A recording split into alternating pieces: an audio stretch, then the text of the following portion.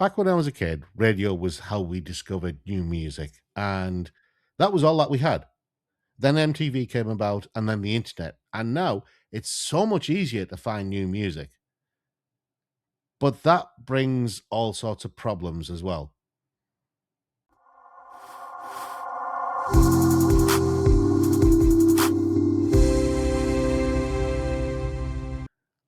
Hi, I'm Rob. And I'm spooky, Rob, Spooky because Rob. I can't figure out how to reconnect my light bulb because it's a smart bulb. So it's staying on red. Shut up.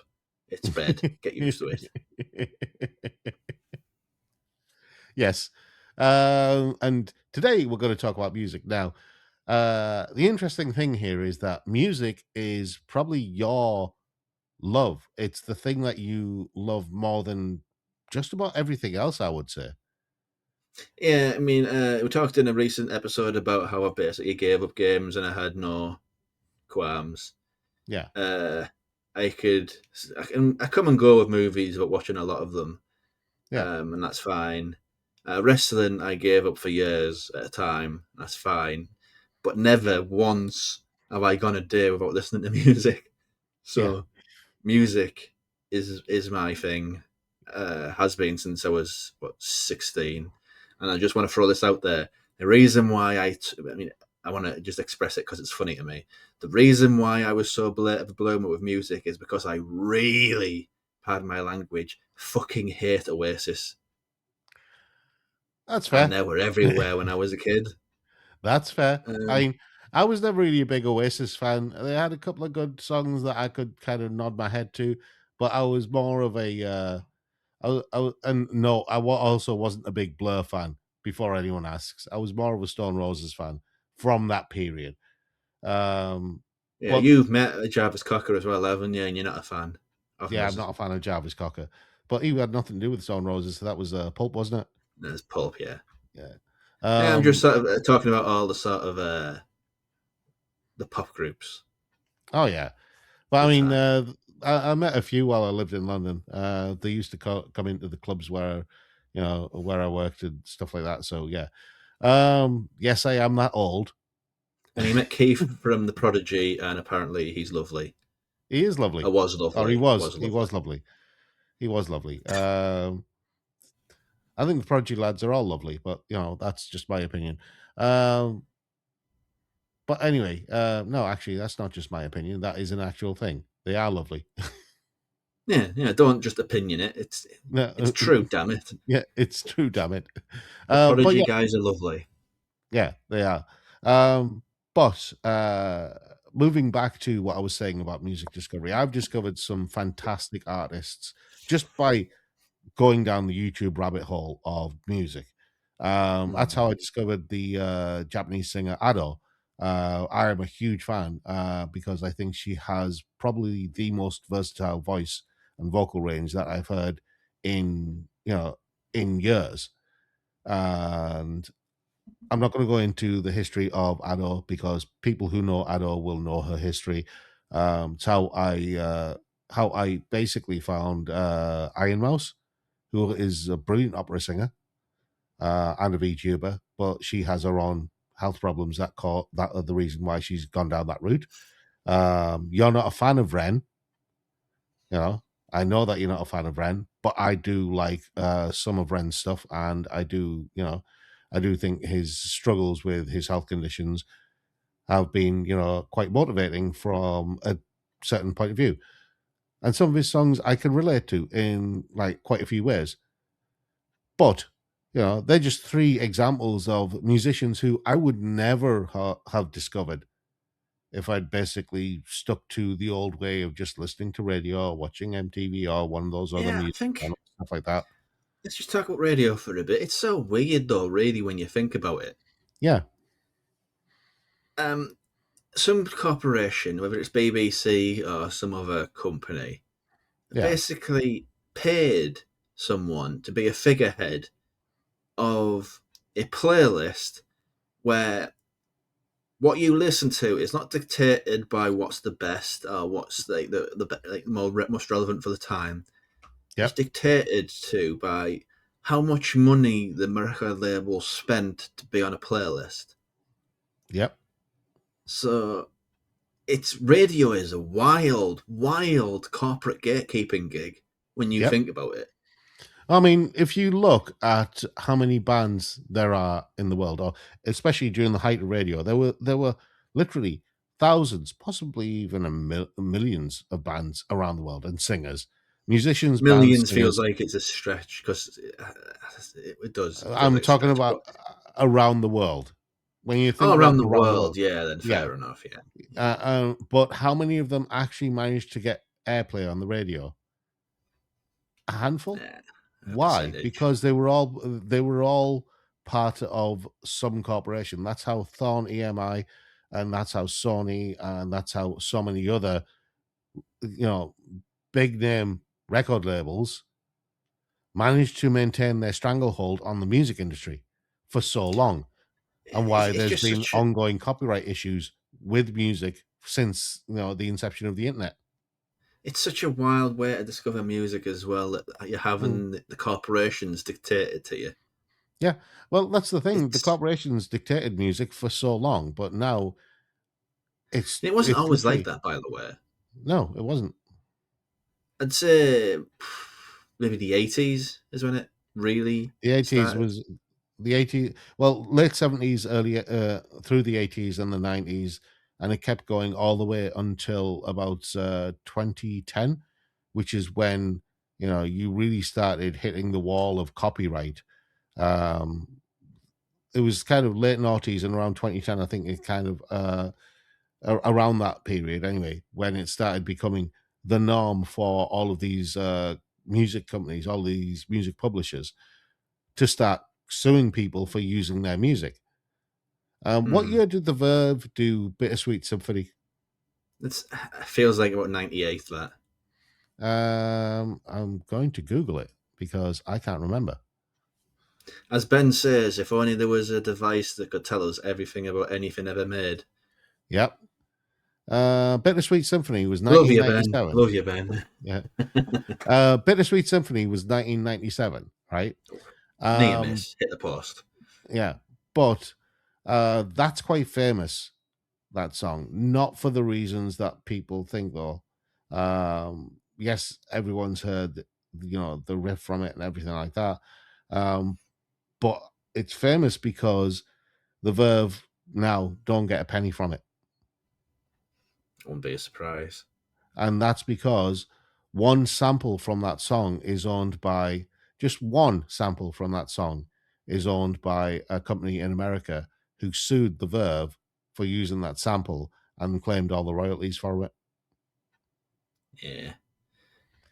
which is unfortunately the way that music is now. It's a legal minefield. And if Yeah. you And are are we talking about it as the legal side of music? Because that's very murky. no, no, no, we're not getting into the legal side. I'm just mentioning it because the legal side of it is unfortunately one of the things, because so many people sample music from somewhere else, and music as an art form influences other artists. And so if you now produce, you know, a hook or a riff or something like that, or even just a loop or a sample that sounds similar to something else, you know, then you're running the risk that potentially you could be in court over copyright. So that then begs the question: why would anyone want to be a musician, want to be a singer, or anything like that? Well, that's a question that can sort of span out now. Yeah, It's jumping forward a bit in the future, but there's so many bands now that are basically calling it quit, yeah, sorry, because they can't physically afford to do it. They can't physically afford to tour yeah, because of the label situation that you were talking about, but mostly because of Spotify. yeah, I'm surprised there is any musicians left because of Spotify. yeah. I saw a statistic pretty recently that says that it takes a solo artist 1,000 listens in a month to be able to afford a cup of coffee. That's insane. Yeah. So yeah, Spotify, I've long thought of as the enemy, I mean, the and it, problem with it is, yeah, and that was long before all this sort of news that the people who is it Daniel Eck, the person who used to run them, I think was so. using the profits from Spotify to basically invest in AI associated or AI supported drone technology Yeah, something like that. and AI tanks, I think it was as well. So that's long before that. So there's been an Yeah, exodus in Spotify, and it's been a long time coming because I think Spotify, it's kind of a agent of destruction for the film and for the music industry, Shally, as you'd say. I yeah. also I watched mean, another video on it. It hmm, basically says it can't be sustained. yeah, It's running at a huge loss. yeah, So it's amazing that it's still running, honestly, and that basically the music industry is basically owned by Spotify. yeah. I mean, that's the thing that really confuses me is how did one company gain so much power over music in general? It doesn't make sense, does it? No, it doesn't. It doesn't. I mean, even talking about it as sort of an item for discovery, if you were completely to divorce out of the politics and Mm, the business ethics of it, and just looked at it for discovery, that's yeah, not much better either. yeah, Because there's been stories that have came out about it, how it's again, it's basically Radio 2.0. How companies are basically paying for like preferential treatment in playlists and recommendations, yeah. and other bands will completely get ignored. It's the main Um, reason, again, why I've never, because I don't use Spotify. I'll be honest. I tried it a few times because people kept recommending me Spotify's playlists or linking me to songs on Spotify. So it's not that I'm unaware of how to use it. I have used it. It's just I don't like it because it's not organic. When you're looking for interesting things on Spotify, it's not organic. It's not simply a case of, oh, I wonder what this sounds like. Oh, I wonder what this sounds like. Whereas YouTube, before they did the algorithm updates this year, YouTube's discovery, when you were looking on music for YouTube, it was a lot more organic. I could actually find interesting artists, interesting bands who I'd never heard of. That was how, I mean, years ago, using YouTube was how I discovered a Japanese band who they haven't done anything recently, but they were called Kami-sama I Have Noticed. Absolutely adore them. Absolutely adore them because they wear these weird heads when they're performing. that's a context free comment, isn't it? No, if you see a picture of them when they're on stage, you'll understand. So anyway, and I like the way they perform. I like the style of music that they do. Um, it's again, it's not your normal type of rock or metal music, but again, Indian metal band I discovered called Bloodywood, who I like a lot of their music as well.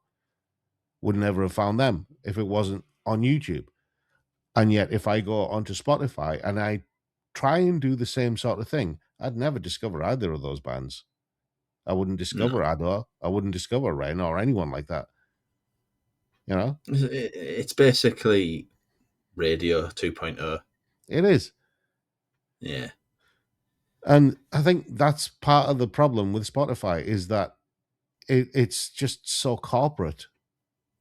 it's got worse than just being corporate. It's now that they're putting adverts on to join ICE Yeah, in America, and a lot of sponsorship and advertising for some pretty tone deaf organisations. I think and there's some for no, it's not. I can't remember. It's one of them like Blackstone, Pala something. I can't remember its name. Palantir, I was going to say Palantir. Peloton, but I thought Peloton haven't done anything wrong. All they No, want to do is no, charge ridiculous prices for exercise bikes. That's on their own prerogative. If they want to do that, they no, do that's that. that's Peloton. Peloton, yeah, Peloton Yeah, haven't done anything wrong. Don't blame it on the Peloton. I thought you were talking about Pantone, as in the color, the people who do colors Yeah, but there's a Japanese. company that's like Blackstone that begins at PAL something. I can't remember what it's called. Palantir. That's what they call Palantir. Yeah, them as well. I think they've been pretty Yeah. high up on the I, adverts d- for Spotify too. I just want to go back to something you said. So ICE is advertising recruitment on Spotify. Yeah. Does that mean I can join ICE? Because that'd be hilarious. Yeah. They did have the universe's greatest alien join them. Which one? Superman, Dean Cain. Oh yeah, What a loser he is. yeah. He's sorely disappointed people. Superman's doing that. You know, maybe he learned at the feet of Kevin Sorbo. Yeah, he's MAGA through and through, him, isn't he? He's like Yeah, a January 6th guy, him. Um, yeah. But yeah, that's not the point. It's never here nor there. But it feels like there's a complete new rediscovery, though.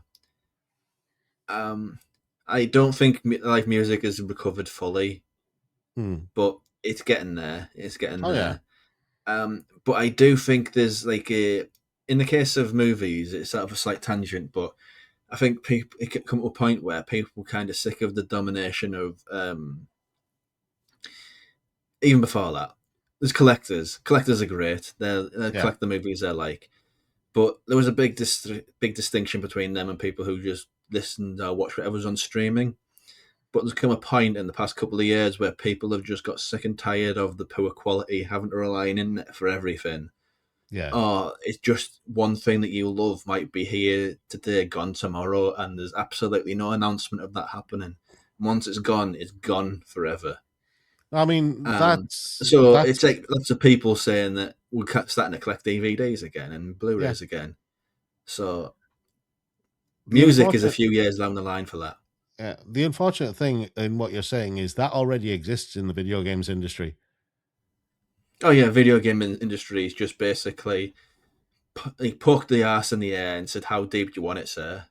Yeah. Um, and yeah, which says something about how complicit gamers are, really, doesn't it? Well, they say you fought with your wallet, and if you're not buying the games that they're selling, then they're going to change tack. But what gets me is the fact that a lot of these video games, even the digital copies, you don't own them; they're not your game, and so if the company wants to remove that game, then they are allowed to. Now, It's just renting a license for a. It's a yeah, freehold, no man, a leasehold. Sorry. there's that thing that's been that a couple of people had some issue with, stop killing games. Hmm. I'm just bringing it in here because it is relevant to the music discussion. Um, that stop killing games was basically saying, well, hang on, if I paid this much for this, then surely I own it, and that company there is not allowed to get rid of my property.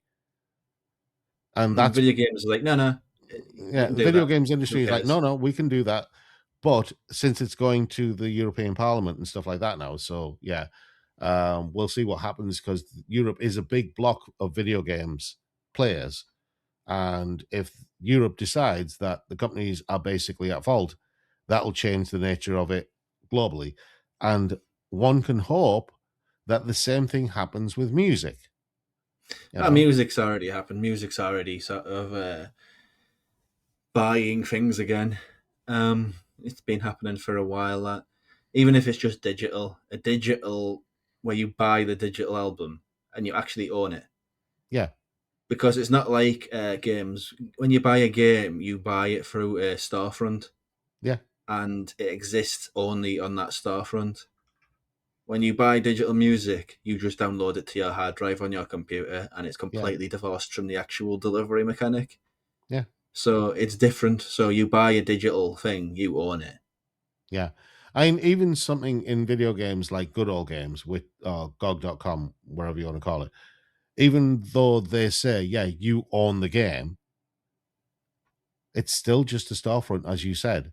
So if you Mm, haven't downloaded the game to your PC, if the storefront goes, you've lost it. yeah, yeah. It's that storefront mechanic. You don't own it if you can't separate it from the thing it was bought on. Yeah. And the problem, I mean, with video games, it's so much harder because you're talking about file sizes, then you're talking about storage. And video games, by their nature, are huge.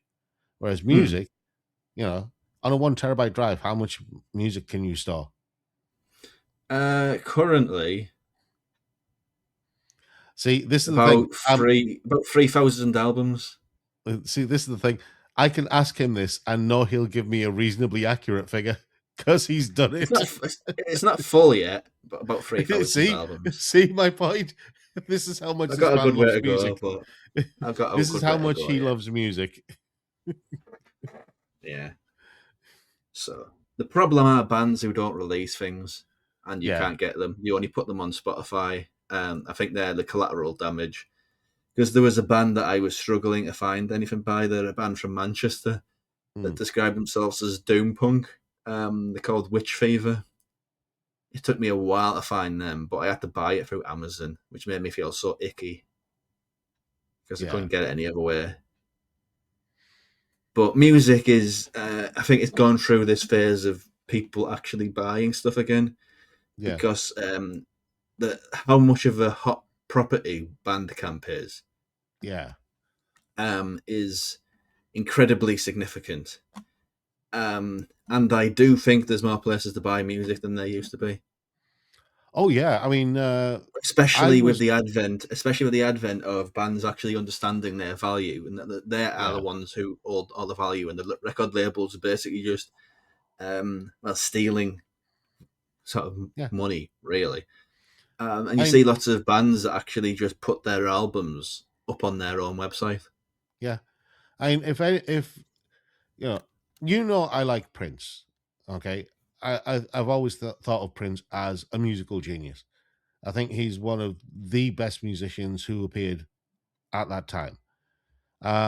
And if ever there was anything to be thankful to him for, it's him rebelling against this contract with Sony because Mm, that opened a very big door for a lot of musicians.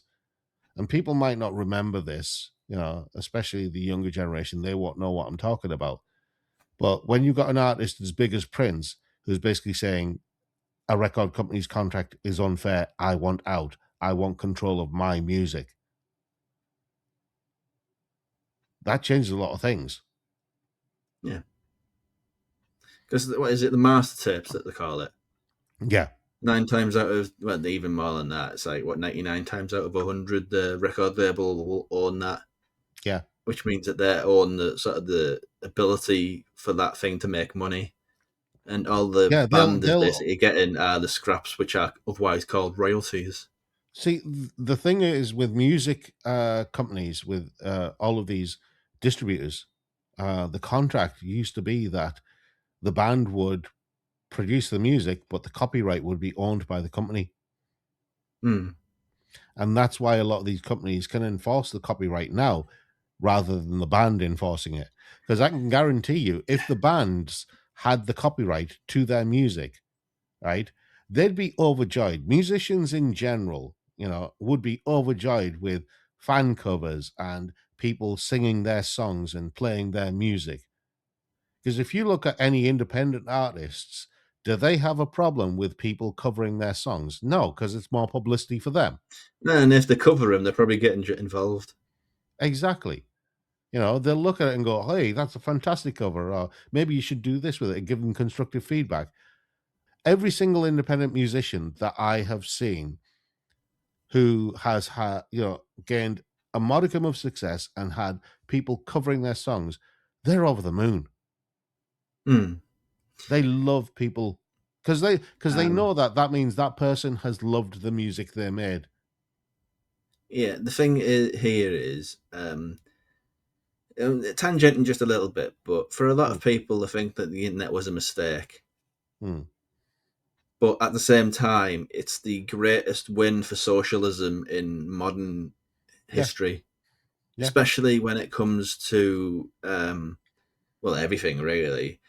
The internet has been a great educator and revealed that to people, a lot of people the world over, just how much power we have, um, what we can do, how we can achieve it, all these sort of good things. But in the music industry, the internet is it's took a time to get there, but the music industry and the internet it's kind of revealed that situation that all the power is in the musician's hands. yeah, And the record label are basically redundant. yeah. I It's mean, a old world, stupid thing that shouldn't exist anymore. that unfortunately, the problem is that governments around the world realize that that's the case. The internet is a massive tool for socialism, um, and that's one of the reasons why they keep trying to control it and censor it. I mean, you look at Australia and their laws now about preventing children using social media and blah blah blah blah blah, because oh no, think of the children. The children might go watch porn if they're allowed to go on the internet Yeah, no, I can't. It's stupid. You need to find porn the old-fashioned way in like a in the magazine that's bush. being thrown in a bush, Yeah, in a bush. in a public park, in a public park. But If this you're is the not thing. finding bush porn, you're not finding porn. I'm sorry, Yeah, that's just the way it is. but this is the thing, right? Which And meant two this, things back in those days. So yeah, I know, I know. But this is the thing, and this always gets me. Rather than teaching parents to actually be parents, the governments of the world think it's easier to control the internet instead of saying to parents, "Do your fucking job or mm, don't have kids." You know, if you can't be a proper parent to your children and actually monitor them, teach them right and wrong, things like that, then don't have kids. yeah. I'm sorry, but But what were we talking about in this episode we again? were talking about music. I'm just saying that's the thing because that's one of the things that makes it more negative for artists to create, Yes, it because does. when you censorship is a massive thing, and when you have governments trying to control an avenue for which through which musicians, artists, writers, whoever, even filmmakers can distribute the things that they create, then all that's left is censorship and AI slop. There's lots of AI slop on Spotify. Actual musicians producing AI slop, They actually have a and chart for AI slop. showing that they have that just shows how little they care about music. Exactly. They do not care at all. Exactly. And music is beautiful. Yeah.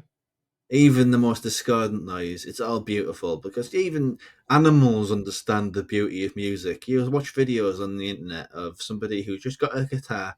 He sat down and he's playing into a field, and you'll see animals just come over and just watch him. They're amazed at what's happening. Yeah. Give you a different Animals, example. Yeah. cows can understand the beauty of music. Oh yeah. Sheep can, elephants can, but music executives can't, and Yeah. record label executives can't.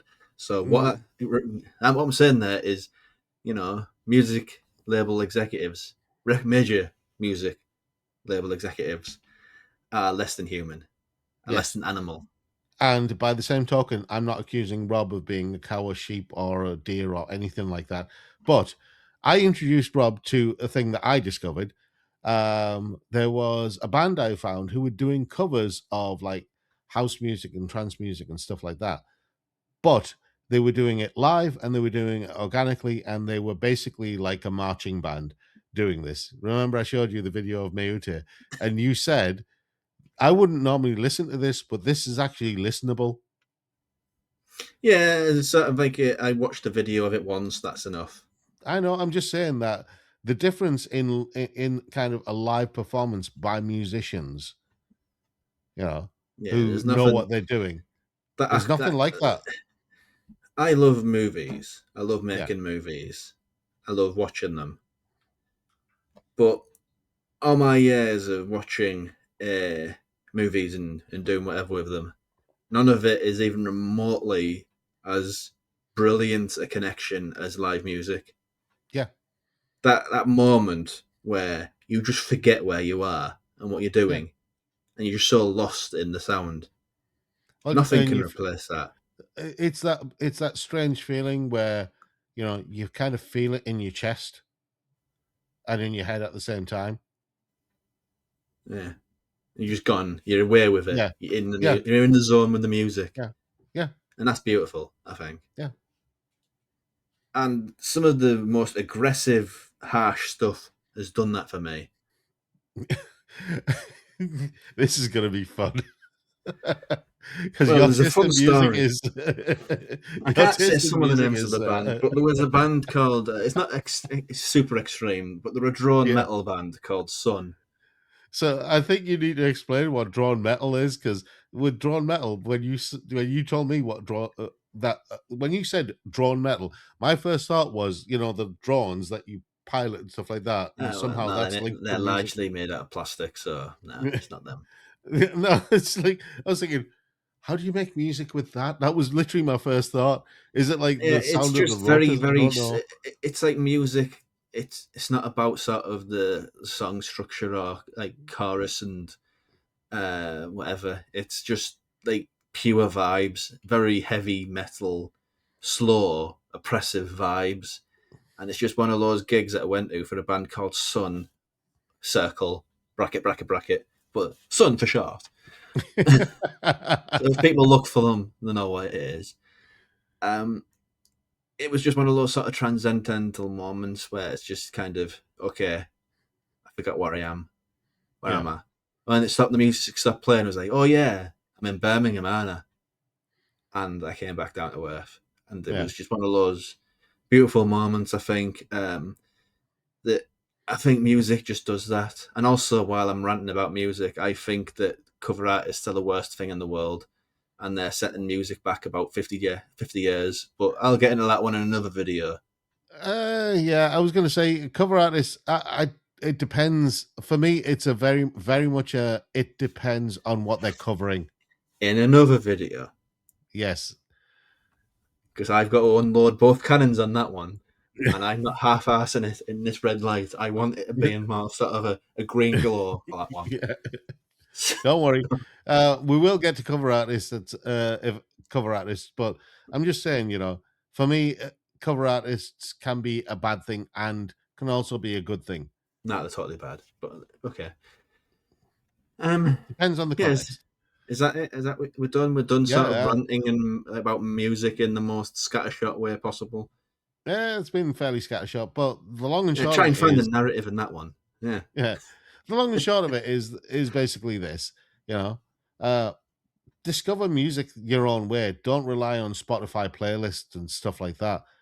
There's so much good music out there that you will like that he isn't is a generated wild by AI. recommendation. He's a wild Yeah, recommendation. Go into a record shop. yeah, If you find like a piece of art on the front cover that you like, buy it. yeah. Take it home, have a listen. Might be the worst shit you've ever heard in your life, but you might have found a. Oh my god, this is beautiful. I love this stuff. Actually, here's a question, because you used to be able to listen to, you used to be able to look at an album in a record shop and say, "Can I have a listen to this?" Does Yeah, that that's still only in exist? things like HMV, like the bigger record shops. Most of it is Yeah, just, yeah. But go I in, mean, if you've there's got a nothing. record shop near you, Yeah, go in there. Look at if you find some art there that you think looks cool, and yeah, you haven't heard of the artist, just buy it, listen to it, and it's a great way to sort of completely divorce yourself from somebody else's decision making process, where you yeah, can just sort of completely tap into the music and discover it as it's happening. yeah, And that doesn't happen very often.